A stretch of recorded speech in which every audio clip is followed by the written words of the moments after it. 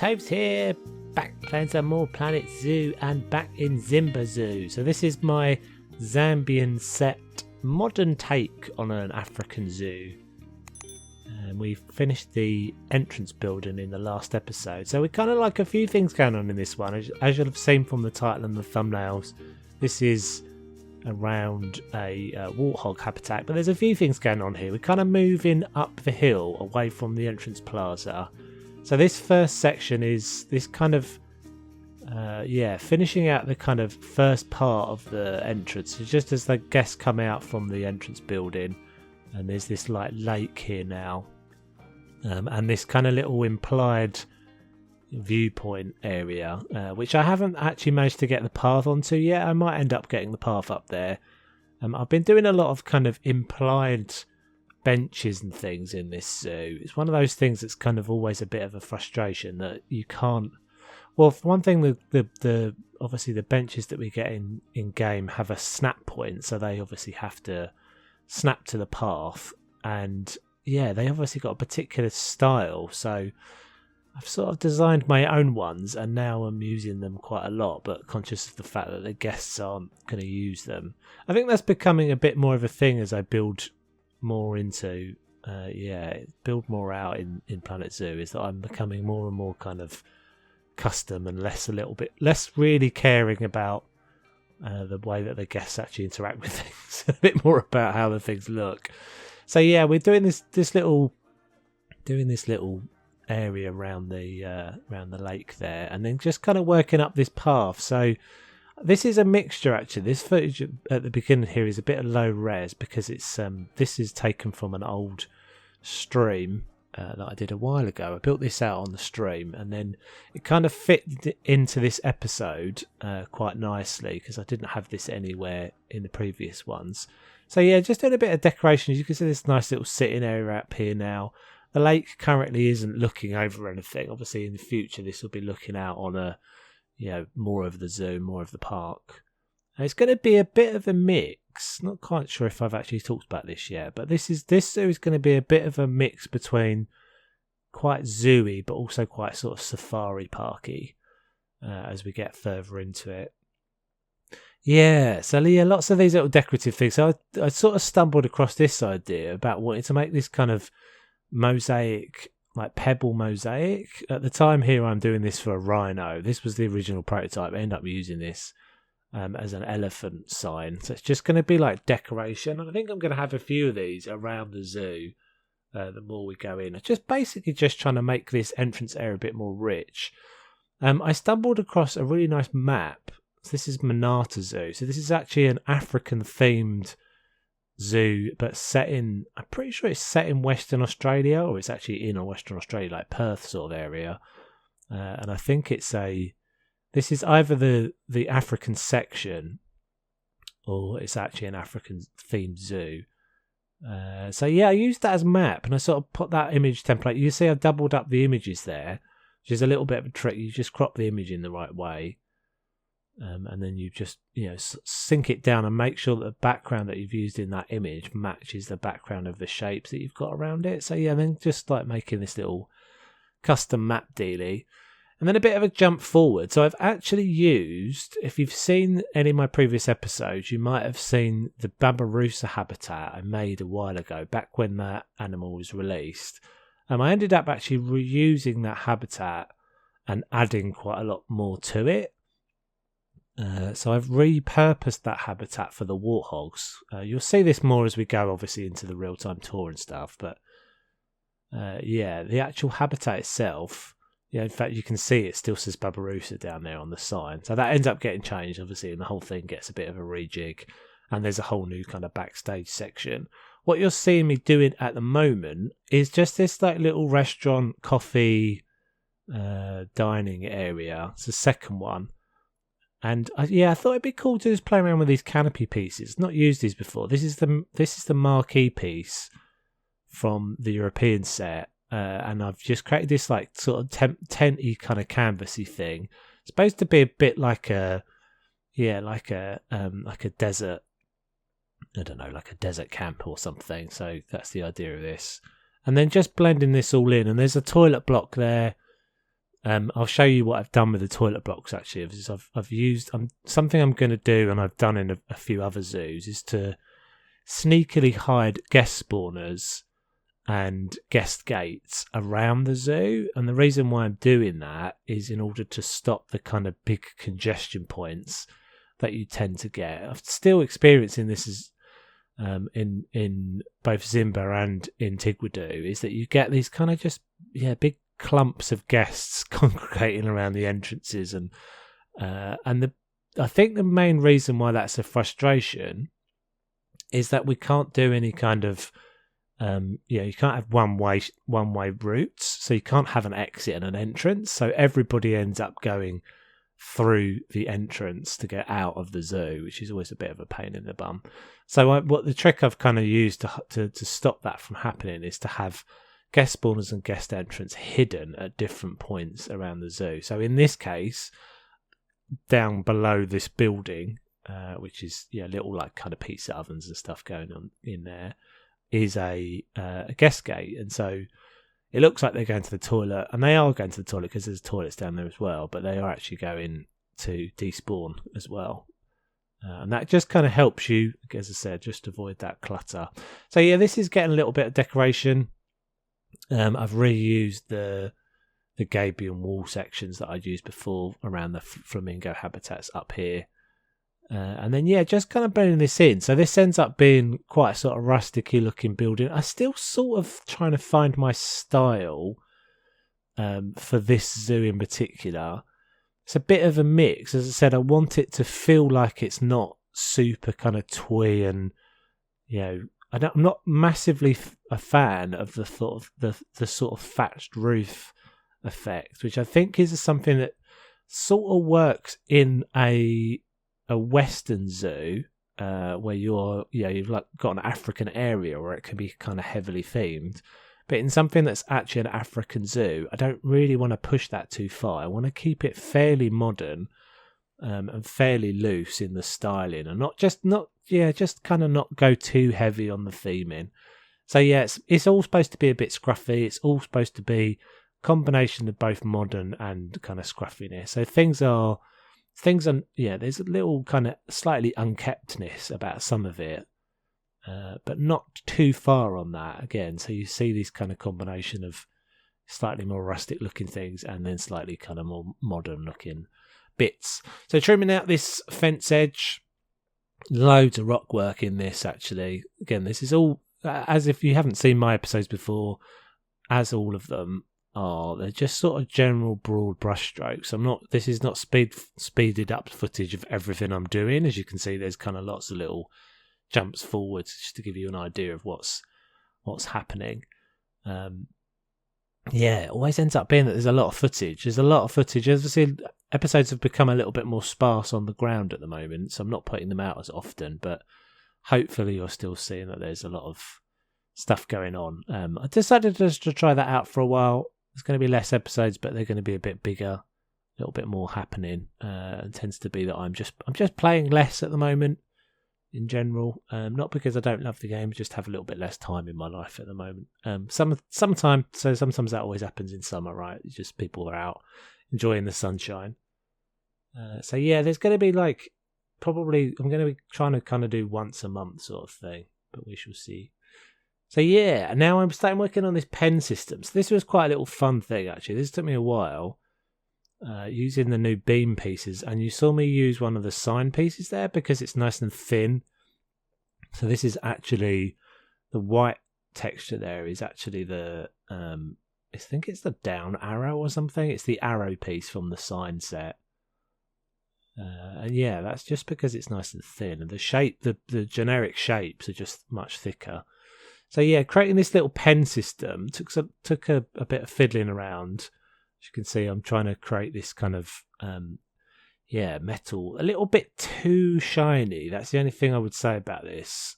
So it's that metal pieces that would be great if they're a little bit more rustic, a little bit more dishevelled looking. You can't really get that effect from them. They're always kind of shiny, but I think this ends up working out quite well. So there's obviously lots of kind of thought into how these things link together. They're supposed to look like they're modular. I did actually do some research into pig farms. I thought that was kind of the closest I would probably get to an idea of how a warthog would actually be kind of kept backstage. And these are going to be up on the workshop, so if you want to build these out yourselves. I know, as you can see, I've used the mud pillar. Mud pillar is always a good little trick. If you never use these, then they're definitely handy. So I've got nothing in this set of objects apart from the mud pillar is gridded, but as soon as you add the mud pillar or another gridded piece to it, then it becomes so much easier to move things along their natural lines. And so I think the way it works is that as soon as you apply a gridded object to it, it conforms to the grid, and so that takes over every other piece you've got, if that makes sense. It just makes it easier to move things around and align them and all that sort of stuff. So actually building out a building now, I'm still not 100% happy with this. I feel like this might be one that gets fiddled with in the future.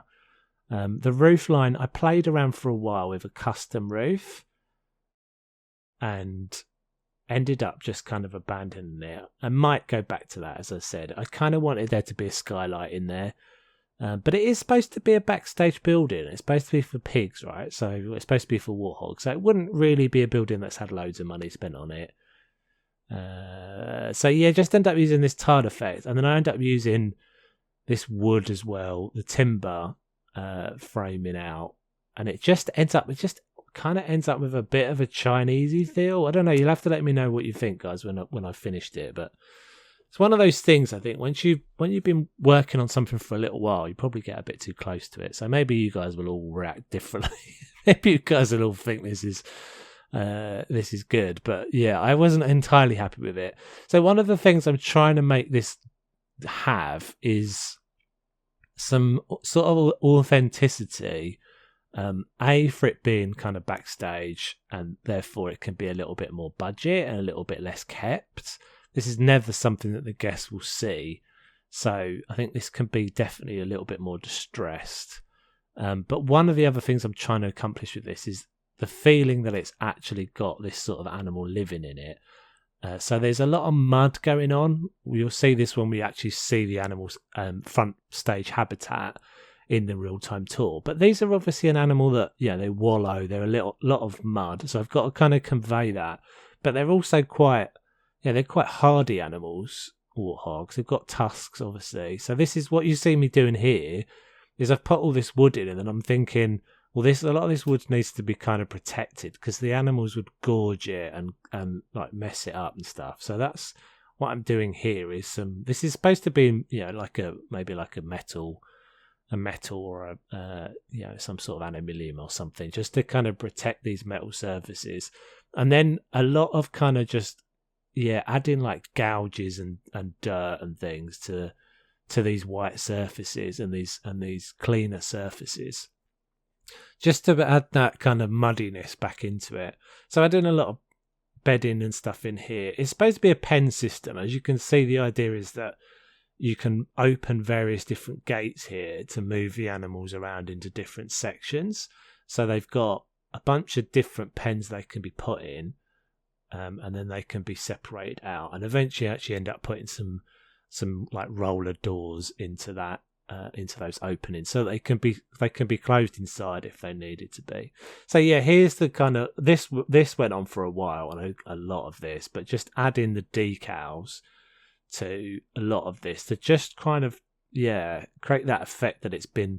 There's no mud in here particularly, but the animals are going to have been in the kind of wallowy pit all day, and then obviously they come back in here and they rub against the surfaces and stuff. So this all needs to feel like it's got some kind of muddy bits. I'm also leaving some cleaner areas as well, which is supposed to be that they're not in those areas as much, or they've been just cleaned. Last bit that I'm working on here, well, I think this is maybe the last bit, I'm not sure actually entirely, we shall see. But this is kind of like in feeders. So this is I thought this was originally going to be like an implied thing, but it's like a silo. So it's a feed silo that you would fill this up. So you know, a larger vehicle would come in, fill this silo up with feed, and then a keeper's job would just be to come and turn the dial to release the feed, basically. So you wouldn't have to have kind of large amounts of food being moved around inside the zoo. And this was something, again, that came out of the research that I'd looked at into pig farming. Might be totally wrong. I think it's probably not. I think this probably is the sort of thing you would see on a zoo. You wouldn't see these sorts of animals being individually fed. They would probably just have a big old silo kept somewhere. So I might do this. This is something actually that I played around with for a while. Didn't realise that I could then incorporate the actual feeder into it. So if you see there, I'm using one of the planter pieces just to create that kind of grain effect. And then I do actually end up going back into it and adding one of the feeders into the bottom. So when you see the real-time tour, you'll see that actually that can have, that can actually work. It can look like it's got hay and stuff in the bottom of it. Right, peeps, welcome back. So we are going to do a little walking tour of the new bit. So starting off in the entrance plaza. As you see, as we come out here, this has all been jazzed up a bit more. The zoo is currently closed, so you're getting a VIP tour. So yeah, we've got a new fountain now, which I think works out quite well. Just gives it a bit more of a, kind of grandy entrance deal going on. There's a little kind of meet points going on around the zoo. Hopefully, with the arrival of the walking educators, I'll be able to incorporate those somehow. So yeah, this is all just feeling a little bit more developed now. Definitely feeling a bit more developed, a bit more going on here. So there's the first of the signs, first of the map. So these are obviously going to be spread around the zoo. That works pretty well. And then we've got another one over here, a little bit more low level kind of deal. And the trick for these is to make sure you do stuff like either include a vista point or include something that makes the guests look at it. So they will actually come in and stand there and make it look like they're looking at that. Here's my little kind of chill spot for hanging out by the lake. And as you can see, there's this first of sort of two ponds here. So there's this little pond here and then the bigger lake back there. Obviously, you'll get a much bigger view of the overall zoo that way. And then there's going to be a little path leading around the side of this first little pond. Some little cranes and things hanging out in here. Hopefully this will be something I can incorporate again. I think we've got some cranes coming in the new DLC coming out. I think that should be coming out in a week after I release this. So let's head on round. There's a bunch of progress made that way, and there's a bunch of more progress for the next episode that's been done. But I'm going to keep this just to the warthogs this time. So there's my elephant sign as well. So as I said, these are going to be kind of for the major animals. I'm going to create these sort of mosaic textured dealies on the floor. So if I make our way up here, I'm really happy with the way this works out at the moment. It's a bit narrow, it's a bit bumpy. I think that's something that I could definitely be better at. But yeah, I kind of like the lushness of it. These all feel nicely developed little spots. So there's the first view of that little refreshment area. I've got a little bit of scruff land. Something I've got to get in the habit of doing, actually, and there's definitely a habit that I've developed from working in Tigwadu, is that Tigwadu is so dense, and that I need to kind of focus on the fact that in these bigger map zoos I can leave more spots of the just kind of scrubby undeveloped areas. Obviously you can imagine as the rest of the zoo is developed, this will be quite a nice little spot to just look over, I think. So let's head on round that way. Path lighting all along here, as you can see. So this looks really nice in the night time. Again, something I'm focusing quite a lot on at the moment is trying to make sure that I add those little details in to make sure that even in the night time it looks good. So we've got a little path that goes back up that way, and then a path that actually you would take if you're heading round to the elephants, which is kind of round that way. So we'll just do a step up here. So I called this the hog house. Not super happy with the sign, but I think it is all right. We've got this little raised beds and things. Backstage entrance into the actual back area of the hogs. And then the actual dudes themselves. So yeah, changed all the signs out. Obviously, I made this custom sign, which will be up on the workshop. Made my own little warthog sign. And then yeah, so this is largely, I think largely what it was like when I did it for the Babaroosas. It's had a bit of a rejig. They've got a few different rock textures and stuff. They've got a little bit more going on in the floor. So we'll go in there in a second. Just take our way round to this, into this kind of little refreshment area. So yeah, sort of staying with the theming that we had in the restaurant that's down in the entrance plaza. Keeping these kind of this table motif going. Quite sure why there's so much smoke coming out there. I think that's so yeah, ovens and things back there. Okay, this may be something I'll rejig. I feel like this could be rejigged a bit. These ovens aren't great, but they're all right. My little ice box. Hello, lady. And then, as you can see, this is a desk that the guests will use. It's supposed to be that there's like a roller shutter there, that you pull down and align with that clip on there. And then yeah, as I said, so hidden down below the floor here is both a couple of staff buildings, a toilet, and a guest entrance and spawner. So yeah, so you can kind of end up making it look like they're coming and going from there. So let's make our way round. Again, this is a section that I really like at night. I think it looks really nice, really cozy. Sort of area you can imagine there'd be some music and stuff playing. So let's head on round. We'll actually just push our way through, I think. Go into the habitat with these dudes. So yeah, if you haven't seen me build this habitat, I'll link up the top there in the top right corner, the Babaroosa habitat where I originally did it. A lot of the technique is largely just using the mud pieces. So a lot of this floor, obviously you can see that they've got the whatever they call the mud wallow enrichment items is how they're doing that. But a lot of this stuff here is just the mud texture, and then lots and lots of decals, as you can see, laid on top of it. Could you always make so much noise? Let me through, let me through.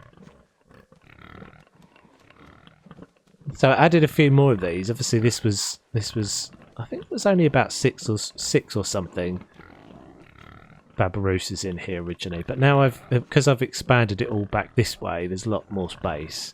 So the idea is supposed to be that and that's actually the entrance. So that was that other green door that we saw. So this is the staff entrance gate. You can see just kind of hidden in the floor there. So yeah, they've all got this kind of open yard that they can kind of hang out in now. And the keepers obviously have the option to be able to close the gate. So if you wanted to just close them in that front section, they can do so.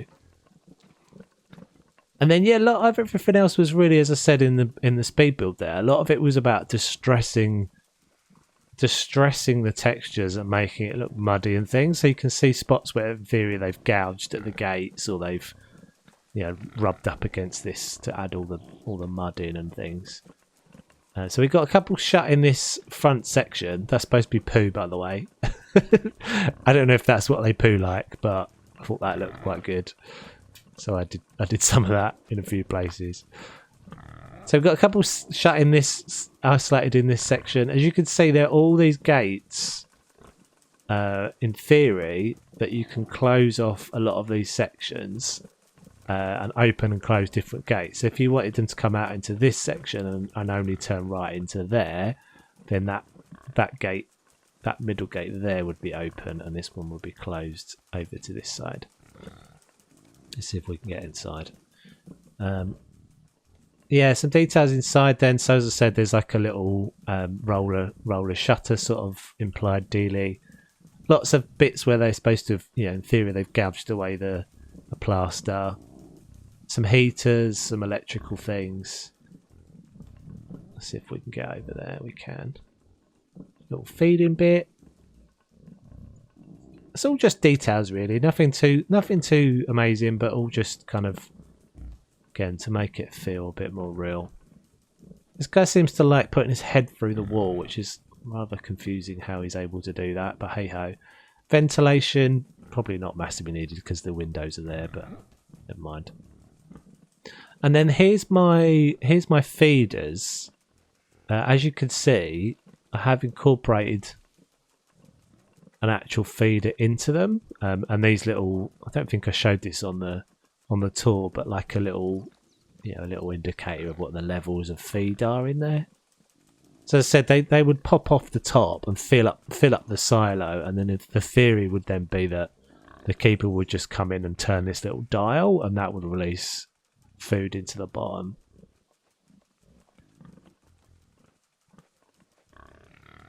See, I think that turned out pretty well. Oh, I did this one as well. That was supposed to look like it's sort of like a little bit of more of an old school dealie that they can the hogs can push that up to get at the feed.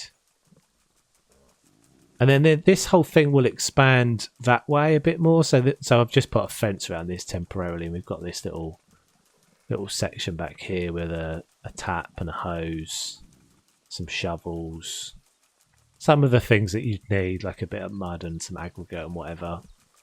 Can I get up on top of this? I can. And then I added them a little kind of actual like backstage wallow. So this is somewhere that you could separate them off if you wanted to. This is the same but cleaned out. Let's do a flyover. I'll try not to reveal anything I'm not supposed to. But yeah, I think this is all definitely all starting to come together. So there's the flamingos. And then I think this kind of just, fits quite nicely in over here to this corner. As I said, I'm trying not to make it too dense. I think that's the trick. I'm trying to make sure that there's spaces. I think that's the thing that I'm having to try and learn now. Going into this one is that I need to make sure that I'm leaving them a bit more room. Leaving a bit more room to breathe and not have everything quite so claustrophobic and on top of each other. Which I quite like from Tycoon, but I think just, it won't work as well. Anyway, guys, thank you very much for watching. My name is Daves. Do go check out one of these other videos. Really helps me out if you're interested in seeing my other stuff. And hopefully I'll catch you on the next one. Take it easy.